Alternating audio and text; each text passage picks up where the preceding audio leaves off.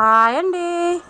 ఇగో తోటకూర అయితే ఆకు అయితే పెద్ద పెద్ద కాళ్ళు అయితే ఆకు పప్పు వేసి వండుకోవచ్చు అని చెప్పానండి మీకు. మరి కాళ్ళు అయితే ముద్రకాళ్ళు అయితే అండి పులుసు పెట్టుకోవచ్చు అని ఒకసారి చెప్పాను మీకు పప్పు తోటకూర వండినప్పుడు. మా పెరట్లో తోటకూర అండి.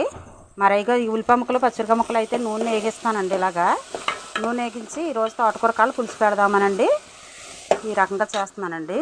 ఇదిగోండి చింతపండు అయితే నానబెట్టుకున్నాను. మరి ఇగోండి తోటకూర కాళ్ళు అంటే ఇగోండి ములక్కడ ముక్కల్లాగా ఉంటాయన్నమాట అండి. ముద్రకాళ్ళు అయితే ఇలాగ కాళ్ళు పులుసు పెట్టుకోవచ్చు అండి. బెల్లం వేసి పులుసు పెట్టుకోవచ్చు.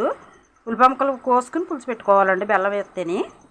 మరి పచ్చిరొయ్యలు వేసి పులుసు పెట్టుకుంటే మాత్రం కోడిగుడ్లు వేసుకున్న ఉల్లిపాయ కొంచెం మసాలా వేసుకుని లవంగాలు ధనియాలు జీలకర్ర వేసుకునండి మిక్సీ పెట్టుకుని రొయ్యలు వేసినా గుడ్లు వేసినా అలా పెట్టుకోవాలండి అది పులుసు.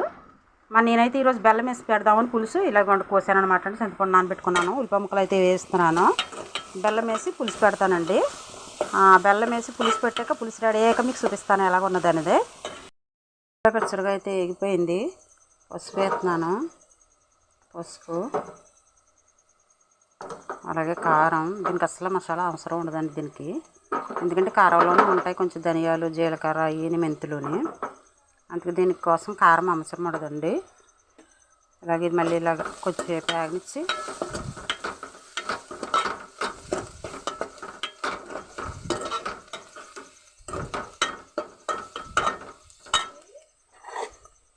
అలాగే ఇక తోటకూర కాళ్ళు కూడా వేసేస్తాను.